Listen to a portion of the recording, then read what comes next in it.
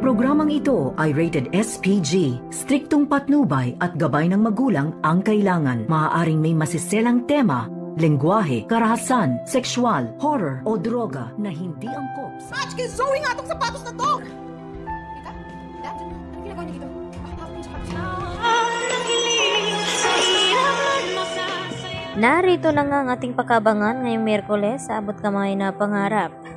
Ikinalulungkot nga dito nila Giselle at RJ ang ibinalita dito ni Chef Gonzaga tungkol dito sa nakuha ngang fingerprint results dito kay Zoe na hindi nga daw itong tugma dahil ang nakuha lamang nila ay itong fingerprint dito ni Don Pepe na yun nga ay inaakala na may kinalaman nga itong si Zoe at itong si Moira. Subalit ay may nakuha naman silang panibagong ebidensya na magpapatunay na itong si Zoe ay sangkot nga dito sa nangyaring aksidente kay Don Pepe. At hindi na nga nagpatumpik-tumpik pa itong sina Giselle at RJ na hanapin ang ebidensya na ito. Kaya agad nagtungo ito sa hotel kung saan nanunuluyan itong si Moira. At nagulat naman itong sina Moira at ni Risa nang biglang pumasok itong sina RJ at itong si Giselle at naghahalungkat na kung saan-saan sa kanilang tirahan at nagtanong nga itong si Moira na kung ano daw ang kanilang ginagawa ay hindi nga ito kumikibo. At ang sabi ni Giselle dito kay RJ na wala daw doon ang kanilang hinahanap kaya agad din silang umalis.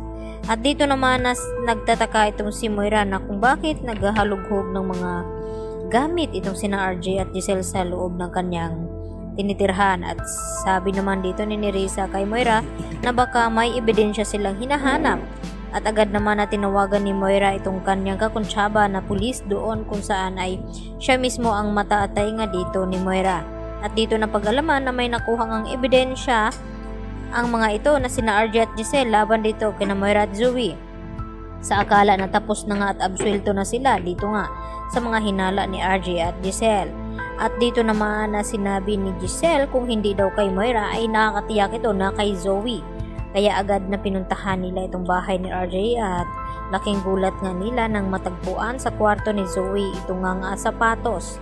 At sinasabi dito ni Giselle na match nga itong pinakita ng pulis dito sa kanila at dito sa sapatos na hawak ngayon ni Giselle at RJ. Kaya walang duda na pagmamay-ari nga ito ni Zoe. At bigla naman na dumating itong si Zoe at nagtanong sa kanila na kung ano daw ang ginagawa nila dito sa loob ng kwarto at kung bakit hawak daw nila itong sapatos ni Zoe.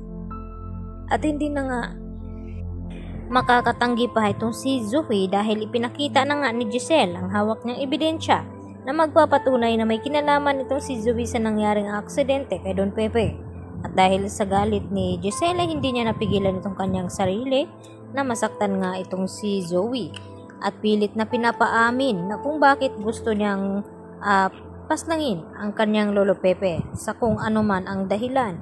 At dito na rin napipilitan na aamin itong si Zoe kung ano talaga ang nagiging dahilan na hindi niya ito sinasadya na maitulak sa bangin itong si Don Pepe dahil inagaw lamang niya itong cellphone na hawak ni Don Pepe at dahil tumawag nga ito kina RJ at Giselle.